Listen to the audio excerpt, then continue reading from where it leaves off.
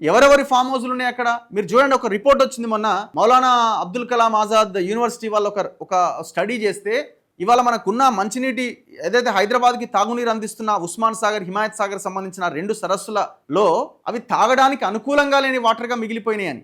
కారణం ఏంటి అంటే ఇండ్ల నుంచి, అక్కడ ఉన్న ఇండస్ట్రియల్ ఏరియాస్ నుంచి వస్తున్నటువంటి వ్యర్థాలు అందులో కలుస్తున్నాయి. దానివల్ల తాగడానికి అవకాశం లేని చెరువులుగా మిగిలిపోతున్నాయని. చాలా భయంకరమైన స్టడీ అది. మొన్ననే 5 రోజుల కింద వచ్చిన, వారం రోజుల కింద వచ్చిన స్టడీ అది. ఎవరు ఉన్నాయండి మరి అక్కడ ఫామ్ హౌస్లన్నీ? పొంగులేటి శ్రీనివాసరెడ్డి ఫామ్ హౌస్ పక్కనే కార్తిక్ రెడ్డి గారు మీకు సంబంధించిన ఫామ్ హౌస్ కూడా అక్కడే ఉంది. మేము ఆ రోజు పోయి రిపోర్ట్ చేసినాం. సరే, అది మీ పక్కన పెట్టండి. మేము ఇప్పుడు నెగిటివ్ ఆలోచన దాంట్లో ఎలా తలుచుకోలేదు. మీరు ఈ 111 జీవోని ఎందుకు రద్దు చేయొద్దు అని మీరు అంటున్నారు, ఎందుకు రద్దు చేయాలని మేము అడుగుతున్నాం. చర్చ పెట్టాలి అని మీరు అంటున్నారు, ఖచ్చితంగా చర్చ పెట్టాలి, డిస్కషన్ జరగాల్సిందే. ఇవాళ మీరు ఒక్కసారి ఎయిర్ క్వాలిటీ ఇండెక్స్ ఎట్లా ఉంది హైదరాబాద్లో తీయండి, లెక్కలు ఏరియా వైజ్గా లెక్కలు తీయండి. ఆ రోజు అక్కడ వికారాబాద్లో దామగుండంలో లక్షల చెట్లని ఖతం చేసిరు.